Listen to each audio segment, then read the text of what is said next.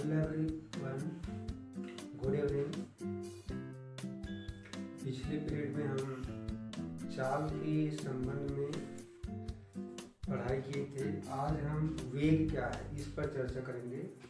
वेग, मुझे उम्मीद है कि आप सभी ने मेरा पिछला वीडियो देख चुके होंगे। पिछले वीडियो में मैं गति क्या है, वस्तु की विराम अवस्था क्या है, साथ ही साथ हम दूरी किसे कहते हैं, विस्थापन किसे कहते हैं, चाल क्या है, इस टॉपिक पर हम चर्चा किए थे। और आज हम पढ़ाई करेंगे कि वेग क्या है। वेग कुछ मिटाने के लिए वेग क्या है इस पर हम चर्चा करेंगे। तो आइए देखते हैं। पहले तो वेग को समझने के लिए हमको पहले चाल को समझना होता है। तो यदि नहीं देखे होंगे चाल क्या है तो मेरा पिछला वीडियो देख लेंगे। चाल क्या है, स्पीड क्या है, तब आप समझ पाएंगे कि वेलोसिटी, वेग किसे कहते हैं।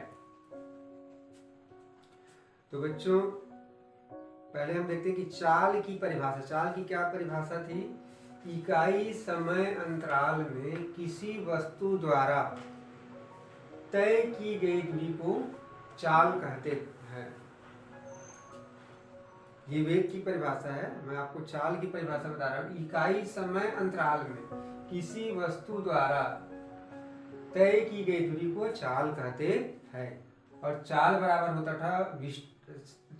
होता था दूरी बटे समय। वस्तु द्वारा तय की गई कुल दूरी को लगे हुए समय, दूरी तय करने में लगे हुए समय से भाग देने पर वस्तु का चाल प्राप्त होता था। तो चाल और वेग में थोड़ा सा अंतर है। आइए देखते हैं वेग की क्या परिभाषा है। इकाई समय अंतराल में किसी वस्तु द्वारा निश्चित दिशा में, ये निश्चित दिशा नहीं आया था चाल की परिभाषा में, निश्चित दिशा में तय की गई दूरी को वेग कहते हैं। इकाई समय अंतराल में किसी पिंड या वस्तु द्वारा निश्चित दिशा में तय की गई दूरी को वेग कहते हैं। बेटा, जो वेग की दिशा होती है वो विस्थापन की दिशा की ओर होती है। जैसे कि यहाँ पर लिखा वेग बराबर विस्थापन बटे समय, जबकि चाल बराबर था दूरी बटे समय। देखिए, दूरी एक सदिश राशि थी, दूरी एक अदिश राशि थी, जबकि विस्थापन कौन सी राशि है? सदिश राशि है। विस्थापन एक सदिश राशि है। विस्थापन क्या था? वस्तु की अंतिम और प्रारंभिक स्थिति के बीच की न्यूनतम दूरी थी। मतलब वस्तु का विस्थापन एक निश्चित दिशा में होता है, निश्चित दिशा में, जबकि दूरी क्या है? वस्तु टेढ़े मेढ़े मार्ग कहीं से घूमकर कहीं भी गति करे, वस्तु दूरी निकाला जा सकती है, दिशा से कोई संबंध नहीं होता। लेकिन विस्थापन का दिशा से संबंध होता है। ठीक उसी प्रकार से वेग का दिशा से संबंध है। वेग का दिशा से संबंध है। तो इकाई समय अंतराल में किसी वस्तु द्वारा निश्चित दिशा में तय की गई दूरी को हम क्या कहते हैं? वेग कहते हैं। वेग बराबर होता है विस्थापन बटे समय। क्योंकि विस्थापन का मात्रक होता है एसआई पद्धति में मीटर और समय का मात्रक होता है एसआई पद्धति में सेकंड। तो ये जाएगा मीटर प्रति सेकंड। वेग का एसआई पद्धति में मात्रक हो जाएगा मीटर प्रति सेकंड। ठीक इसी प्रकार से चाल का भी एसआई पद्धति मात्रक होता है मीटर प्रति सेकंड। यहाँ पर एक अंतर बनता है चाल और वेग में। Differences between speed and velocity. चाल और वेग में अंतर, पहला अंतर ध्यान देंगे। पहला अंतर परिभाषा से। किसी वस्तु द्वारा किसी भी दिशा में इकाई समय अंतराल में तय की गई दूरी को कहते हैं चाल, जबकि किसी वस्तु द्वारा निश्चित दिशा में इकाई समय अंतराल में तय की गई दूरी को कहते हैं वेग। ये पहला अंतर हो गया। दूसरा, चाल एक अदिश राशि है। चाल एक अदिश राशि है। जबकि वेग एक सदिश राशि है। ठीक है ना, वेग एक सदिश राशि है। तीसरा अंतर, महत्वपूर्ण अंतर, चाल का मान कभी भी शून्य नहीं हो सकता।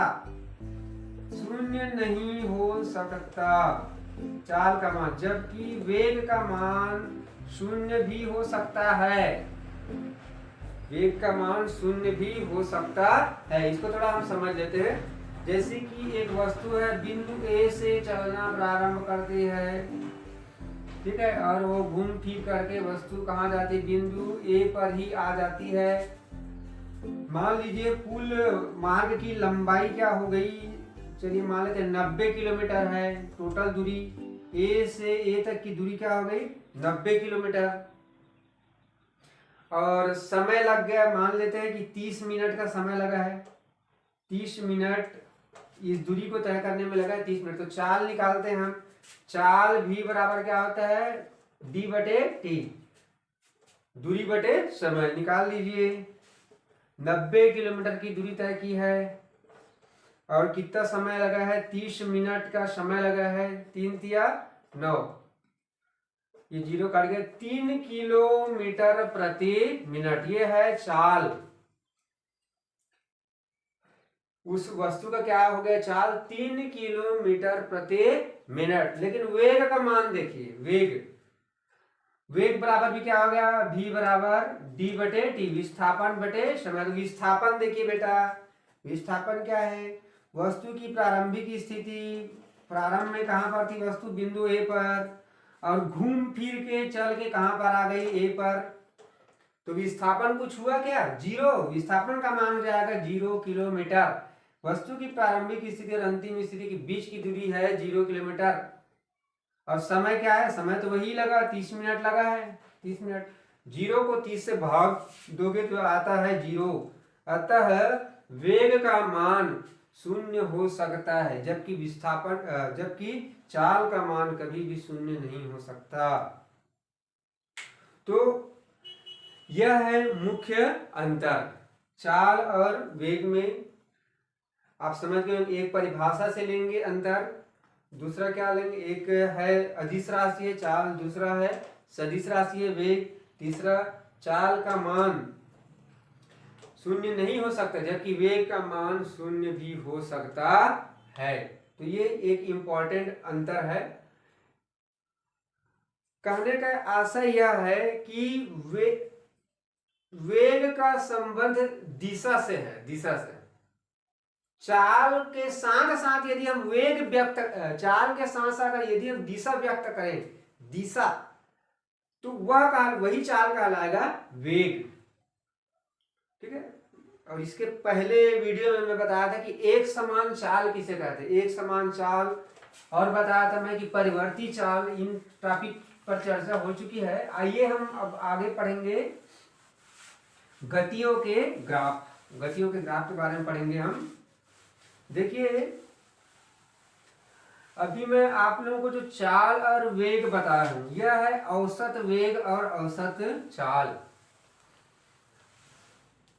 औसत वेग और औसत चाल। औसत चाल बराबर क्या होगा, ठीक है, औसत चाल बराबर होता है वस्तु द्वारा तय की गई कुल दूरी, वस्तु द्वारा तय की गई कुल दूरी बटे दूरी तय करने में लगा कुल समय, कुल समय, ये औसत चाल। इसी तरह से हम वेग का भी मान निकालते हैं, औसत वेग का मान निकालते हैं वस्तु द्वारा, वस्तु का कुल विस्थापन, वस्तु का विस्थापन बटे कुल लगा हुआ समय।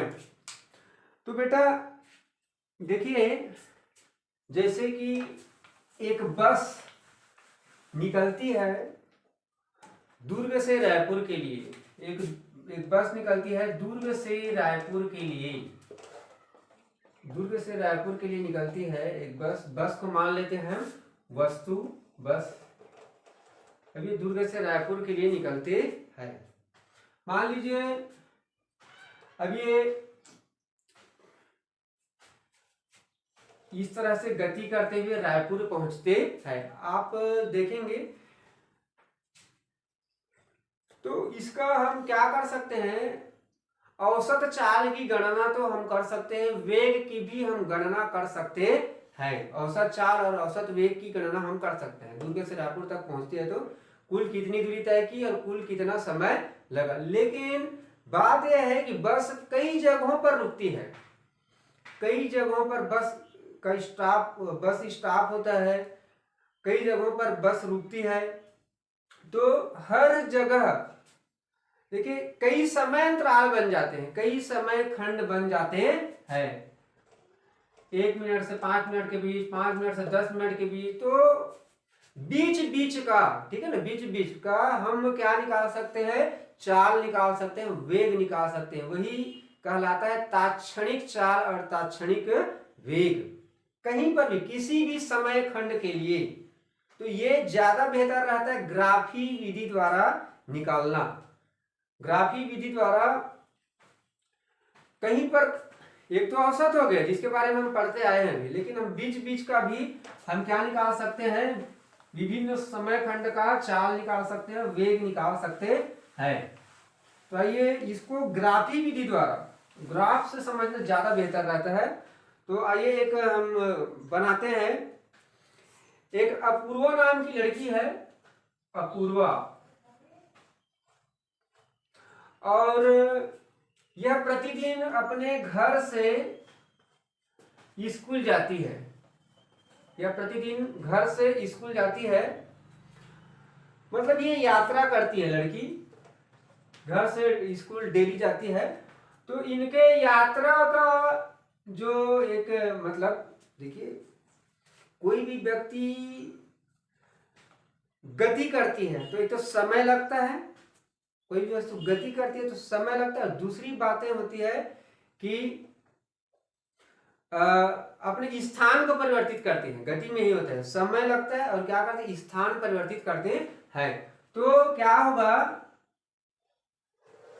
आंकड़ा कुछ ऐसा होगा, यहां पर बुक में दिया भी गया है, इधर लिया गया समय, ये है अपूर्वा के यात्रा के आंकड़े, अपूर्वा के यात्रा के आंकड़े है, आंकड़ा कहेंगे, अपूर्वा के यात्रा के आंकड़ा है।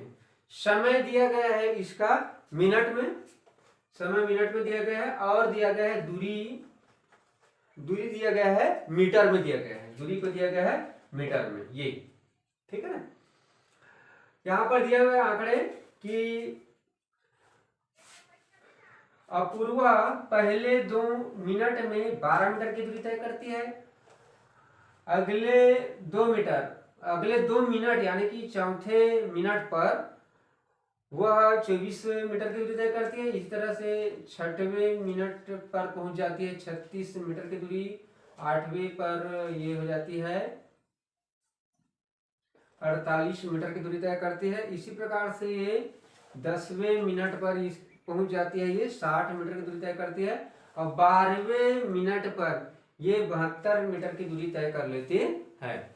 ये है अपूर्वा के यात्रा का आंकड़ा, मतलब पहले 2 मिनट में वह 12 मीटर की दूरी करती है, अगले 4 मिनट में वो टोटल दूरी तय कर लेती है 24 मीटर का, 6 में 36, 8 में 48, 10 में 60 और 12 में 72। ये दिया हुआ है, समय मीटर में लिया गया है और दूरी समय मिनट में लिया गया और दूरी में लिया गया है मीटर में।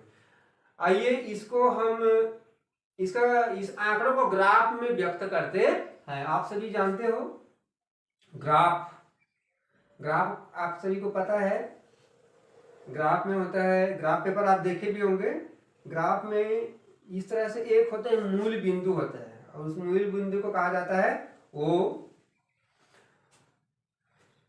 और ग्राफ में 2 अक्ष होते हैं, एक तो अक्ष तो होता है क्षैतिज अक्ष, एक क्षैतिज अक्ष होता है जिनको कहा जाता है एक्स अक्ष, ये एक्स अक्ष है, ये पूरा एक्स अक्ष हो गया। और ये ऊर्ध्वाधर अक्ष जो देख रहे हैं इसको कहा जाता है वाई अक्ष।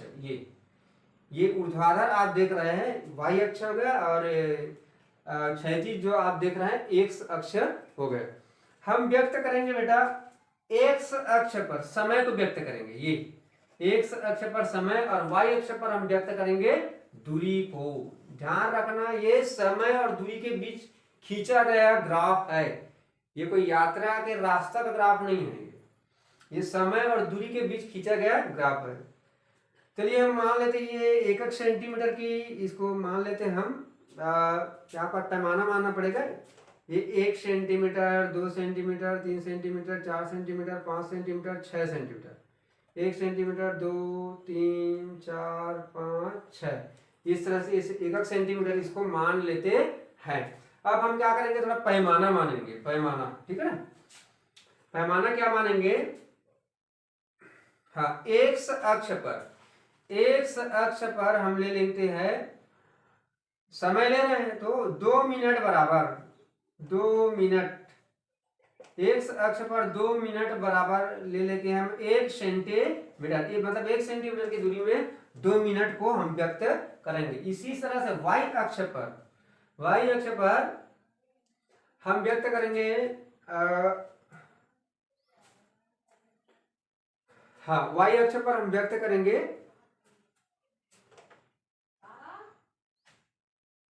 12 मीटर बराबर 1 सेंटीमीटर। तो इस तरह से देखा जाए तो ये हो जाएगा 1 सेंटीमीटर बराबर 2 मिनट, तो ये 2 मिनट हो गया, 2 सेंटीमीटर में 4, 3 सेंटीमीटर में कितना जाएगा 6, 4 में 8, 5 में 10 और 6 में 12।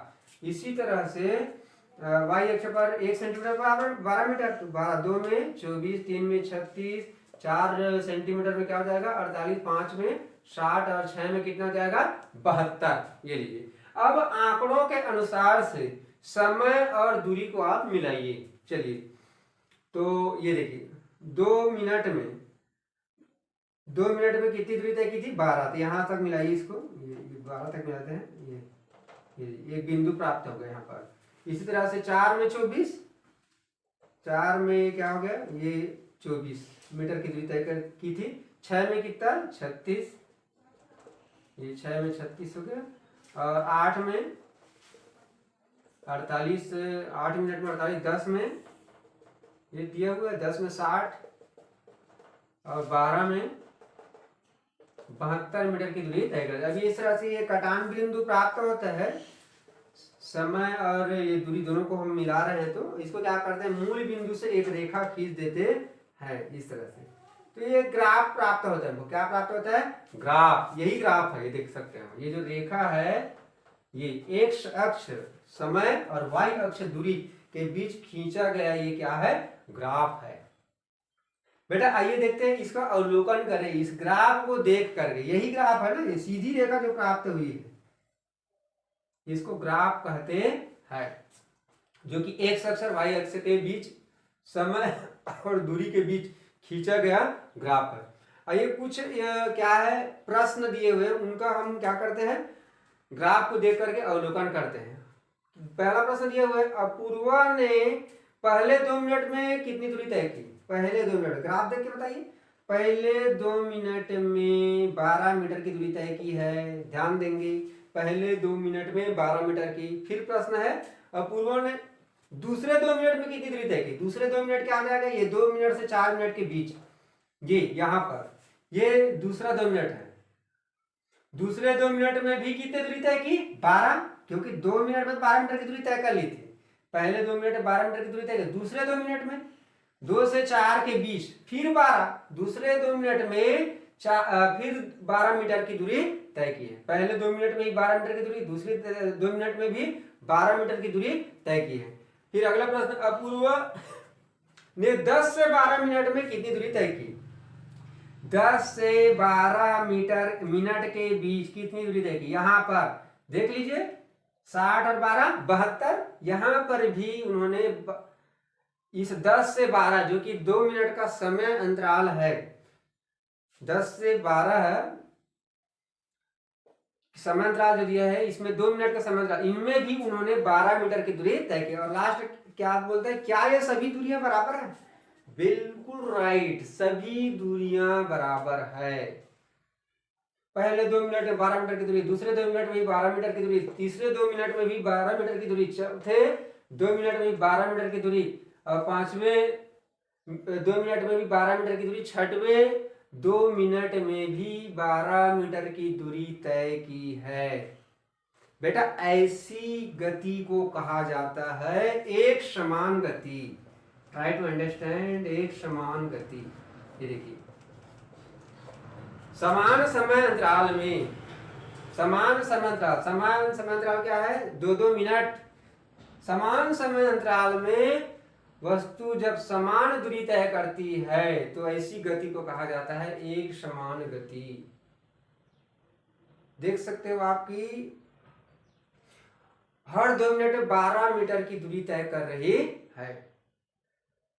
जब समान समय अंतराल में वस्तु समान दूरी तय करती है तो ऐसी गति को कहा जाता है एक समान गति। जब समान समय अंतराल में असमान दूरी तय करे तो ऐसी गति को कहा जाता है परिवर्ती गति या असमान गति। एक समान गति की विशेषता यह है, ग्राफ देखकर जान जाएंगे। यदि इसे सीधा रेखा प्राप्त हो, ग्राफ दूरी और समय और दूरी के बीच खींचा गया ग्राफ ऐसे सीधी रेखा प्राप्त हो तो आप देख के ही समझ जाइए कि वो एक समान गति का ग्राफ है।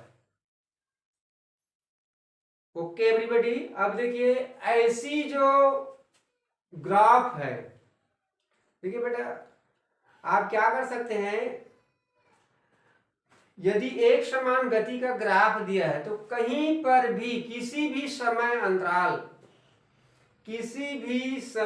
अंतराल ग्राफी विधि द्वारा किसी भी समय अंतराल के लिए आप तात्क्षणिक चाल की गणना कर सकते हैं किसी भी समय। जैसे कि हम ले लेते हैं एक, क्या करेंगे इसके लिए, जैसे कि हम लेते हैं 6 से 10 मिनट के बीच अपूर्वा की चाल ज्ञात कर लेते हैं या वेग ज्ञात कर लेते हैं।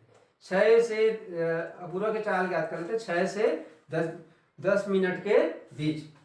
तो क्या करेंगे, ये जो ग्राफ है उस पर हम क्या लेंगे, एक बिंदु लेंगे। ये एक बिंदु ले लिए ए, ठीक है ना, और इस बिंदु से लेकर समय अक्ष मतलब एक्स अक्ष के पैरेलल समानांतर एक रेखा बढ़ाएंगे और उसको लेते हैं ये 10 तक, क्योंकि ये 10 मिनट तक ले रहे हैं हम, 6वें से 10वें मिनट के बीच निकालना है हमको चाल का मान। तो इस रेखा को कहां बढ़ाए दिए, 10 मिनट तक बढ़ा दिए। अब क्या करेंगे, इसको मान लेते हैं बिंदु बी। अब इसको बढ़ा लेते हैं बेटा दूरी अक्ष, जो वाई अक्ष है, जो दूरी अक्ष है उसके पैरेलल आगे बढ़ाते हैं सर। तो यहाँ पर हम इसको मान लेते हैं बिंदु सी। तो ये एक प्राप्त होता है ए बी सी, इस तरह से एक आकृति प्राप्त होती है हमको। अब देखिए ए बी क्या बता रहा है, देखिए ए को मान लेते हैं हम प्रारंभिक समय t1 और बी को मान लेते हैं अंतिम समय t2। तो समय अंतराल क्या हो जाएगा, t2 माइनस t1। ये इसी तरह से ये A B, Rekha A B, त्रिभुज ए बी सी का रेखा ए बी किसके पैरेलल है, एक्स अक्ष समय अक्ष एक्स के पैरेलल है, इसलिए ये ए बी रेखा समय अंतराल को बताएगा। तो मान लीजिए ए को मान लेते हैं t1, बी को मान लेते हैं t2, तो t2 माइनस t1 ये समय अंतराल हो गया। इसी तरह से रेखा BC दूरी अक्ष के समानांतर है, दूरी अक्ष के समानांतर, ठीक है। मान लीजिए बी बिंदु का मान है S1 और इसका मान है S2, बी दूरी को मान लेते हैं S1, तो यहां पर हो जाएगा S2 माइनस S1, ये S2 माइनस S1 ये दूरी को व्यक्त करेगा। तो यहां पर चाल हो जाएगा V बराबर दूरी का मान क्या है S2 माइनस S1 बटे समय T2 माइनस T1 ये घटा दीजिए। ये S2 का मान क्या है 60, S1 का मान क्या है 36, ठीक है। T2 का मान क्या है 10 मिनट और T1 का मान क्या है 6 मिनट। 10 में 6 घटाया तो कितना हो जाएगा ये 4, और 60 में 36 घटा दिए तो कितना हो जाएगा 24। तो 4 छक्के 24 हो रहा है। तो ये हो जाता है चाल बराबर 6 मीटर प्रति मिनट। ये देखिए चाल का मान क्या निकल रहा है इस समय खंड के लिए 6 मीटर प्रति मिनट। 6 मीटर प्रति मिनट मतलब 1 मिनट में अपूर्वा 6 मीटर की दूरी तय कर रही है। यही है अपूर्वा की चाल। यदि ग्राफ एक समान गति का प्राप्त हो रहा है, ग्राफ यदि सीधी रेखा में, तो कहीं पर भी आप 2 बिंदु लेकर के इस तरह से कहीं पर भी दो बिंदु लेकर के आप जो चाल की गणना करोगे, ठीक है ना, वो उस वस्तु की चाल होगी, कहीं पर से भी निकल सकता है। यदि कैसा हो, ये एक समान गति का ग्राफ हो, तो आप देख सकते हैं कि अपूर्वा की चाल क्या हो गई, 6 मीटर प्रति मिनट। तो बेटा ये है एक समान गति के लिए ग्राफ। एक समान गति का ग्राफ कैसा होता है, सीधी रेखा में प्राप्त होता है। यदि समय और दूरी के बीच इस तरह से ग्राफ खींचा जाए, ग्राफ खींचा गया हो और वो सीधी रेखा में आपको दिखाई दे, तो आपको पता चल जाना चाहिए कि वो एक समान गति का ग्राफ है। मतलब हर समय खंड में दिए गए हर समय अंतराल पर उस वस्तु ने समान दूरी तय की है, अर्थात उसका चाल कैसा हुआ, समान। इसके आगे हम पढ़ेंगे अगली वीडियो में, इस वीडियो को अभी क्लोज करूंगा मैं यहीं पर। इसके आगे अगले वीडियो में हम पढ़ाई करेंगे बेटा कि परिवर्ती चाल को हम ग्राफी विधि द्वारा समझेंगे। असमान दूरी, असमान गति, ये एक समान गति हो गया। असमान गति के लिए ग्राफ अलग होता है, इस तरह का नहीं होता, ठीक है। तो इस वीडियो में इतना ही, थैंक यू, और आगे बढ़ाएंगे। Okay everybody, thank you.